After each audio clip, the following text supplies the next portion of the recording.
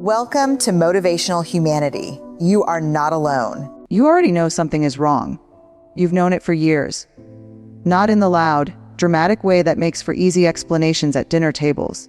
Not the kind of wrong you can point to and say, there, that's the thing. It's quieter than that. It lives in the space between what was said and what was meant. It lives in the way you learned to read a room before you even walked into it. The way you got so good at predicting someone else's moods that you forgot, somewhere along the way, that you were allowed to have your own. That's not a small thing. I need you to sit with that for a moment. You didn't lose yourself all at once. Nobody does. It happens in installments. A comment here that made you second guess how you looked. A conversation there where your feelings were turned around so fast, you ended up apologizing for having them in the first place. 100 small moments where the message was delivered clearly and consistently that your reality, your perceptions, your pain, your needs were somehow always the problem. And because you are the kind of woman who loves deeply, who was raised to keep the peace, to be the strong one, to hold it all together, you adapted. You shrank. Not because you were weak, because you were trying to survive something that had no name. Here's what I want you to hear, and I want you to really let it land. There is a specific kind of exhaustion that comes from loving a narcissist. It doesn't feel like regular tiredness. It feels like you've been running a marathon inside a maze, and every time you thought you saw the exit, the walls moved. It feels like trying to fill a bucket that has no bottom. It feels like being the emotional custodian of someone who would never, not once, return the favor. And the most devastating part, you kept trying anyway. Because that's who you are. Because you believed, and maybe part of you still believes, that if you just loved a little harder, explained yourself a little more clearly, gave a little more of yourself, something would finally change. Let me be the voice that tells you the truth your exhaustion already knows. It was never going to change.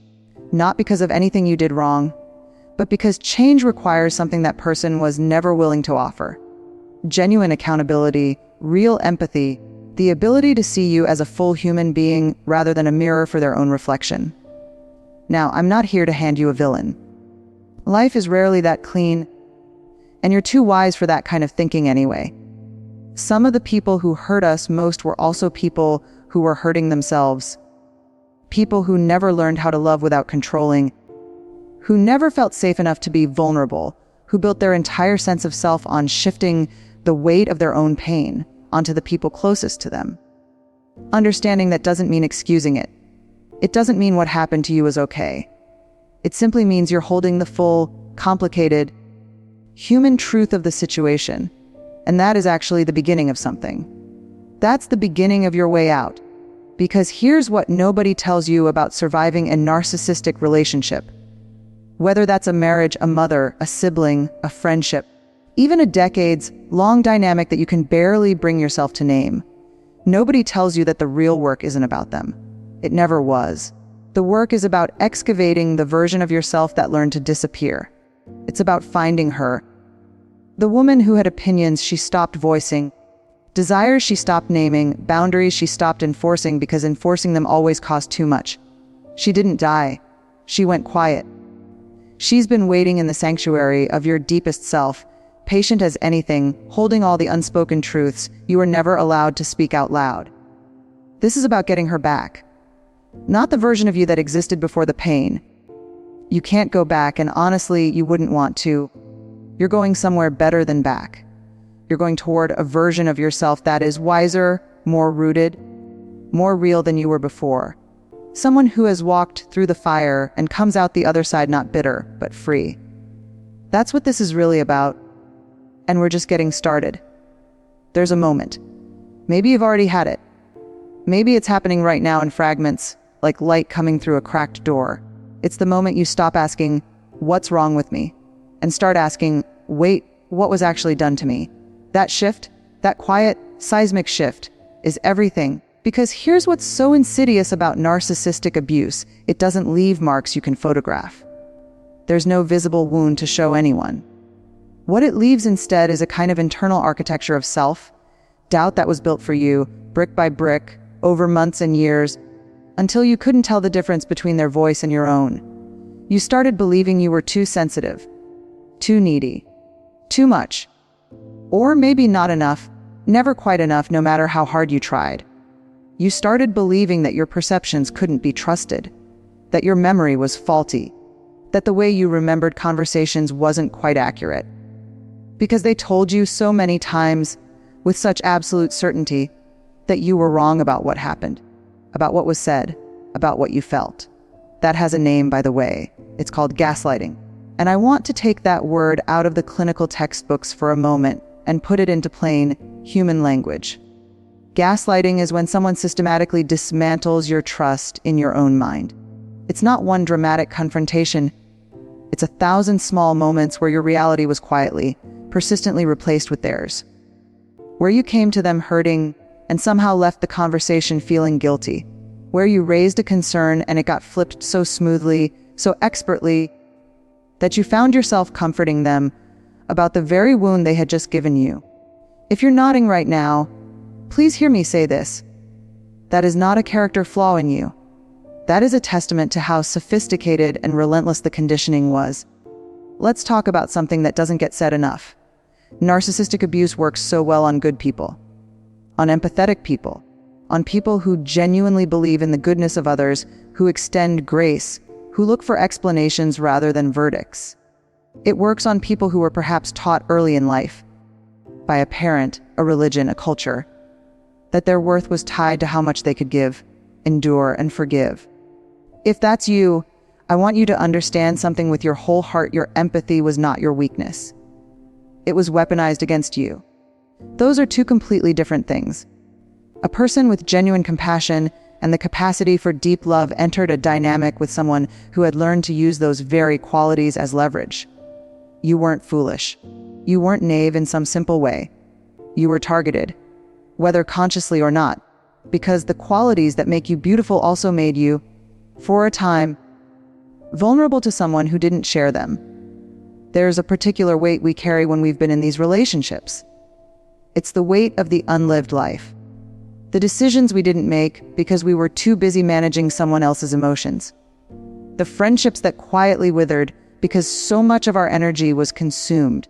The dreams that got smaller and smaller, not because we stopped wanting them, but because wanting things, having needs, having a self that extended beyond the relationship felt dangerous somehow.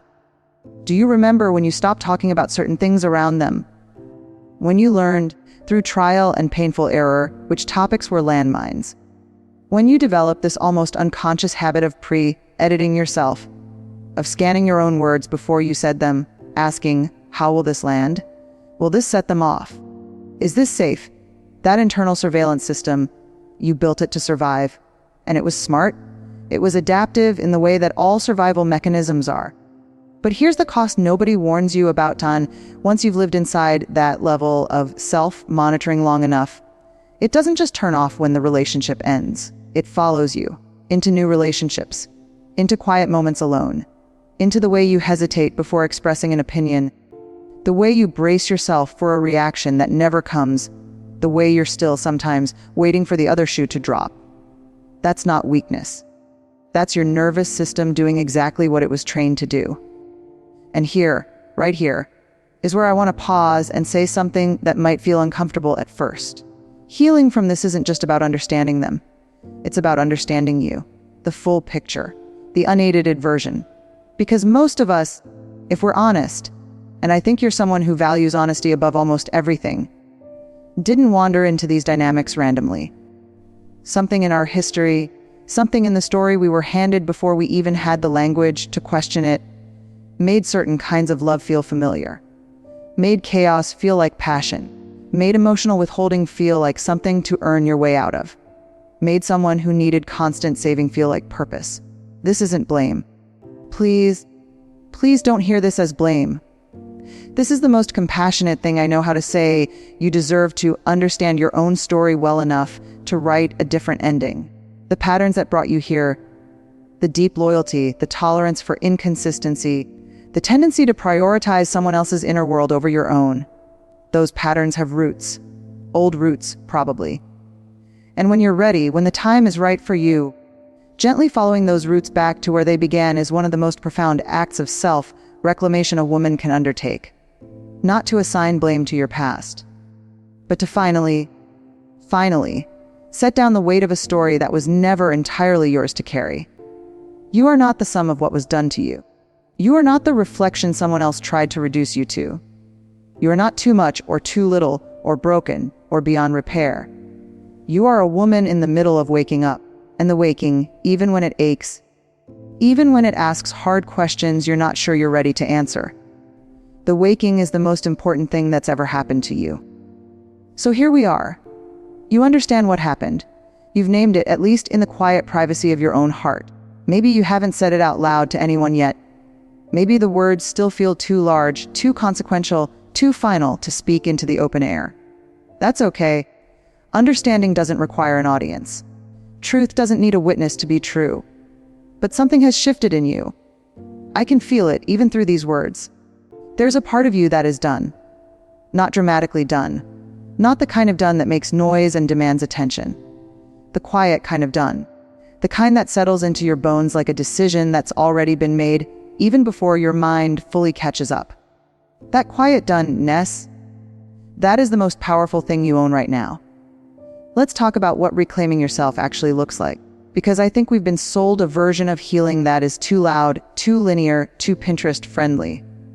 We're told it looks like a dramatic awakening, a bold confrontation, a triumphant moment where you finally say everything you always wanted to say and walk away in slow motion while something cinematic plays in the background. Real healing is almost never that. Real healing looks like making your morning coffee and noticing, for the first time in years, that the silence feels peaceful instead of threatening. It looks like someone asking your opinion and you giving it without immediately apologizing for having one. It looks like a boundary, small, quiet, almost unremarkable, that you hold, not because you rehearsed it, but because something deep inside you finally believed you were allowed. It looks like a Tuesday afternoon where nothing extraordinary happens and you realize you're not anxious. You're just okay. And okay, after everything you've been through, is extraordinary. Now I want to talk about something that lives right at the center of reclaiming your power. And it's something that makes a lot of women uncomfortable at first. Anger. Not the destructive kind. Not the kind that burns everything down and leaves you hollow. I mean the clean, clarifying, righteous anger that comes when you finally stop explaining away what was done to you and simply let yourself feel the truth of it. For women of our generation especially, women who were raised to be agreeable, to be gracious, to be the emotional thermostat of every room they entered, anger was never really permitted. It was labeled ugly, unfeminine, ungrateful. Too much, so we converted it. We turned our anger into sadness because sadness was more acceptable. We turned it into self-blame because blaming ourselves felt safer than confronting the people who actually warranted confrontation. We turned it into endless patience and relentless forgiveness because that's what good women did. That's what strong women did. But here's what that cost us. Our anger was information. It was the part of us that always knew. The part that recognized, long before our conscious minds were willing to accept it, that something was deeply, fundamentally wrong. And every time we silenced it, every time we converted it into something more palatable, we sent ourselves the same message the narcissist was sending us. Your perceptions aren't valid. Your feelings are too much. Make yourself smaller. So if you feel anger right now, toward them, toward the situation, toward yourself for staying as long as you did, I want you to let it be there. Don't perform it, don't weaponize it, but don't exile it either. Sit with it. Honor it. Let it tell you what it knows. Because on the other side of that anger, when you've truly felt it rather than bypassed it, is something remarkable. Clarity. Let's talk about boundaries. Because I know that word has been so overused it's almost lost its meaning. But I want to give it back its weight because what it actually represents is profound. A boundary isn't a wall.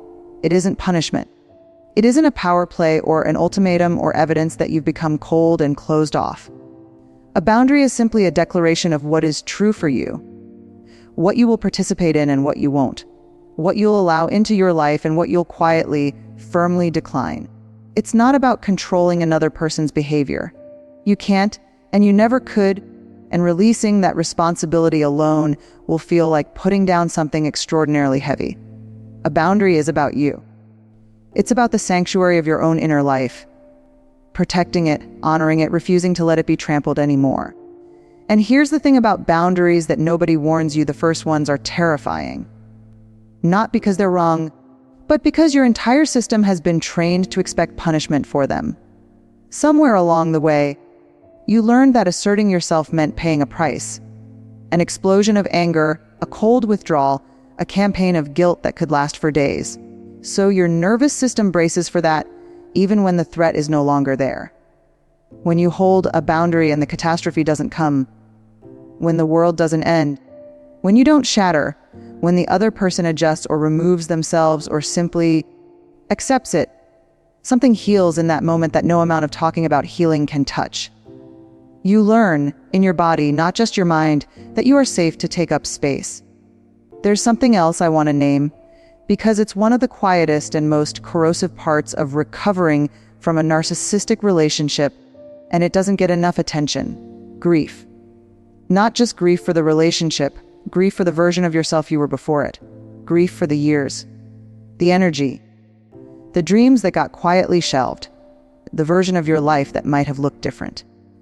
There's a particular sorrow in looking back and seeing how much of yourself you poured into something that could never hold it. And I won't minimize that by rushing you past it. But here's what I know about grief, having sat with it in my own life and watched countless others move through it. Grief, when you let it move through you rather than parking yourself inside it permanently, has a destination. It moves toward acceptance, toward release, toward a kind of peace that isn't about forgetting or pretending or even fully forgiving. It's simply about no longer letting the past have jurisdiction over the present. You are allowed to grieve what you lost. You're also allowed to decide on your own timeline, in your own way, that the grief has done its work. Here's the turning point, distilled into something simple enough to carry with you. The narcissist's greatest power over you was never their anger, their manipulation, or even their cruelty. Their greatest power was the story they convinced you to tell about yourself. The story that said you were too much or not enough. The story that said you needed to earn love. The story that said your worth was conditional, negotiable, always somehow in question. The reclamation of your power begins not with confronting them, not with getting an apology you'll likely never receive, but with authoring a different story. One where you are the main character, not the supporting role in someone else's drama, not the caretaker, the fixer, the emotional shock absorber. The main character. Finally, that is not arrogance. That is not selfishness. That is the most basic, fundamental, long overdue act of self-respect a human being can perform. And you are ready for it. More ready than you know. I want to start this final part with something that might surprise you. You made it. Not in the future tense, not you will make it as some distant, conditional promise dangling out ahead of you. Right now, in this moment, the fact that you are here, still curious, still willing to look honestly at your own life, still reaching towards something better, that is making it. That is what survival looks like before it becomes triumph. Don't rush past that. Let it mean something. There's a particular kind of woman who comes out the other side of narcissistic abuse. I've seen her. Maybe you've glimpsed her in yourself on the good days. The days when the fog lifts and something clear and strong moves through you like a current. She is not hardened. That's the first thing you notice. You might expect someone who has been through what she's been through to have built walls so thick nothing could get in or out. But that's not what happens when healing is real. What happens instead is something more like selective permeability. She has learned what to let in and what to turn away. She has developed a kind of inner wisdom that only comes from having trusted the wrong things and survived it. She is quieter about her strength than she used to be. She doesn't need to perform resilience anymore. She simply has it. The way you have good bones, the way you have a voice that is distinctly your own. It's not something she has to maintain or prove. It's something she's become. That woman is not some idealized stranger. She is the truest version of you, finishing the long walk home to herself. Let's talk about what this new life actually gets to look like. Because I think sometimes we're so focused on escaping the pain that we forget to imagine the destination. And imagining it, giving yourself permission to picture a life that is genuinely, sustainably yours, is not wishful thinking. It's a revolutionary act. What does a morning look like when it belongs entirely to you? When you wake up and the first emotion isn't vigilance, isn't that automatic scanning of the emotional atmosphere to figure out what kind of day it's going to be based on someone else's mood? What does it feel like to make a decision? Where to go, what to eat, what to spend your energy on, without first running it through the filter of how it will be received? What does it feel like to have a feeling and just have it, without it being analyzed, dismissed, weaponized, or turned back on you? That spaciousness, that radical, ordinary spaciousness of simply being yourself without consequence, is available to you. Not as a reward for suffering enough, not as something you have to earn through years of therapy and self-work before you're permitted to enjoy it. It's available now. In small doses at first, then in larger and larger ones, as your nervous system slowly, gently learns that peace is not a trap. I want to speak directly to something that I know lives in many women at this stage of life. This particular season of 55, 60, 65, 70, and it's the quiet, aching fear that it's too late. Too late to start over. Too late to rebuild. Too late for joy to be something other than a memory. Too late to matter in the ways that feel meaningful. I want to meet that fear with something true. The research on post-traumatic growth. And this is real, this is documented. This is not motivational poster language. Consistently shows that some of the most profound personal transformation in human beings happens in the second half of life. Not in spite of the suffering that preceded it, but because of it. Because something about having been broken open, having had your illusions stripped away, having been forced to find out what you're actually made of, something about that process creates a depth of character, a clarity of values, and an authenticity of self that simply isn't possible without it. You are not behind. You are not too late. You are, in the most literal sense, exactly where your story requires you to be, and this chapter, the one you're beginning right now, has the potential to be the richest one yet. Now let's talk about your relationships going forward. Because one of the most important gifts you can give yourself, and the people who will be lucky enough to know the real you, is a new template for what love is allowed to look like. Love is not supposed to hurt in the quiet, chronic way that became normal for you. Love is not supposed to feel like a performance review. It is not supposed to leave you lonelier than you were alone.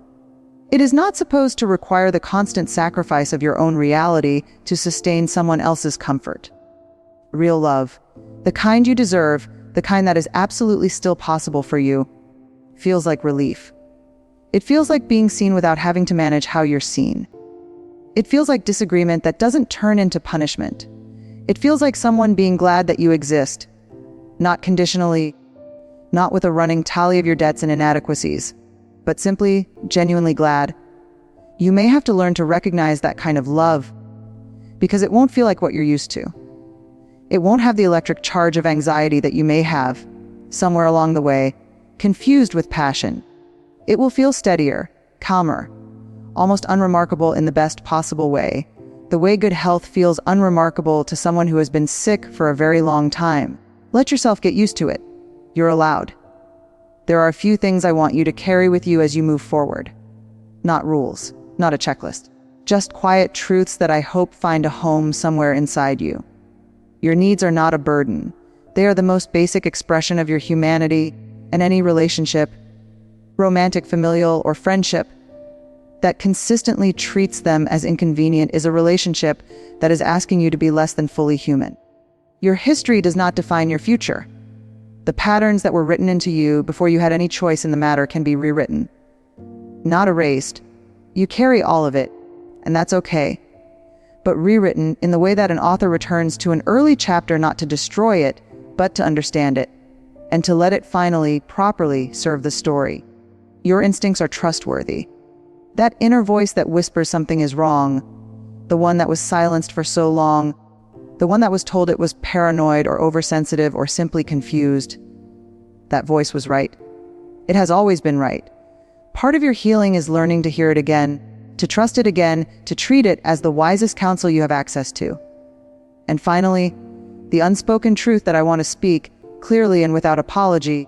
As we come to the end of this conversation, you are worthy of a life that feels like yours. Not a life organized around managing someone else's fragility. Not a life spent making yourself small enough to be safe. Not a life where joy is always slightly out of reach, always contingent, always dependent on the approval of someone who was never capable of giving it freely. A life that is yours, full of your own textures and preferences and rhythms, full of mornings that belong to you and evenings that feel like rest rather than recovery. Full of people who know your whole name, not the edited, approved version you learned to present, but the full, complicated, luminous, imperfect, magnificent whole of who you actually are. That woman, the one coming home to herself after a very long time away, she doesn't need to be louder or bolder or more dramatic than she naturally is. She just needs to stop leaving herself. That's the whole secret, if there is one. Stop abandoning yourself to keep the peace. Stop editing yourself to avoid the storm. Stop measuring your worth by the approval of people who were never going to give it to you, no matter how perfectly you performed. Stay. Stay in your own life. Stay in your own body. Stay in your own knowing, the sanctuary you've been searching for, the safety, the peace, the sense of finally being home. It was never somewhere else. It was always you. It has always only ever been you. And now you know. Go live like it.